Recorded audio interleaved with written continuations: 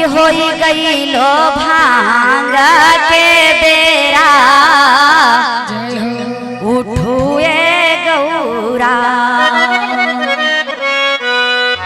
उठू उठू उठू गौरा उठू उठू उठू गौरा अरे होई गईले भांग के बेरा उठुए गौरा कि होई गईले भांग के बेरा उठुए गौरा होई गईले भांग के बेरा उठुए गौरा उठू उठू उठू गौरा उठू उठू उठू गौरा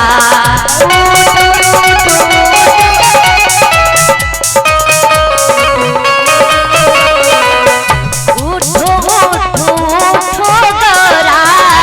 उठू उठू उठू गौरा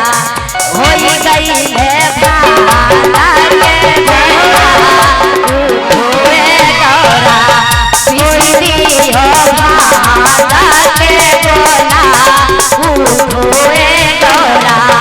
पिसदी हो भांग के गोला उठुए गौरा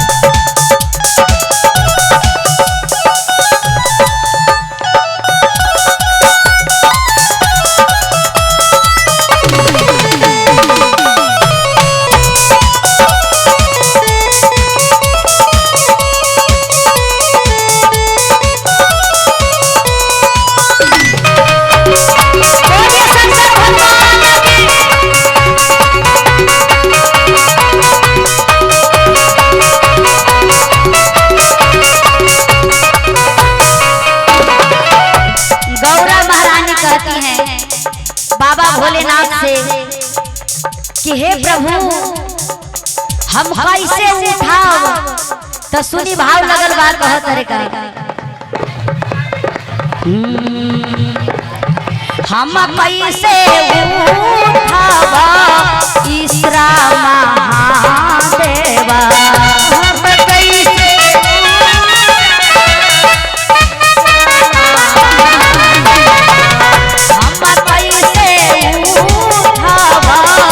ईश्वरा महादेवा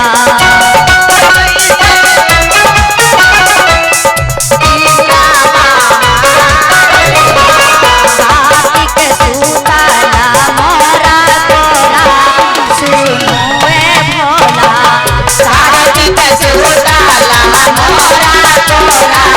सोना ए भोला होई कैसे उठावा ईश्वरा महादेवा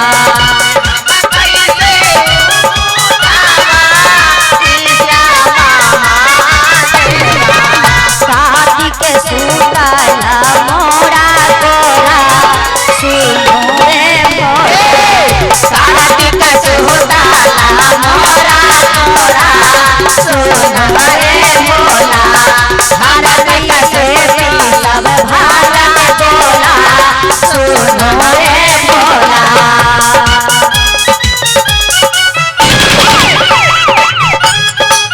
क्या बात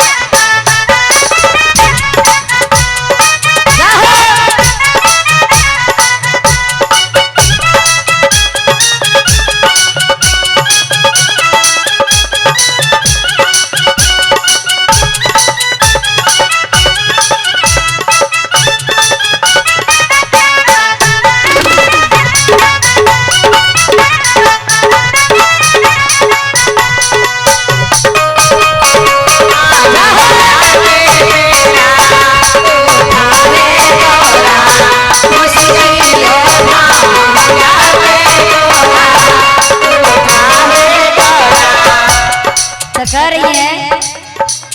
महादेव कह रहे हैं गौरा माई से, आचर ओढ़ाई दियो ताती के सोताई दियो, आचर ओढ़ाई दियो ताती के सोताई दियो, आचर ओढ़ाई दियो ताती के सोताई दियो,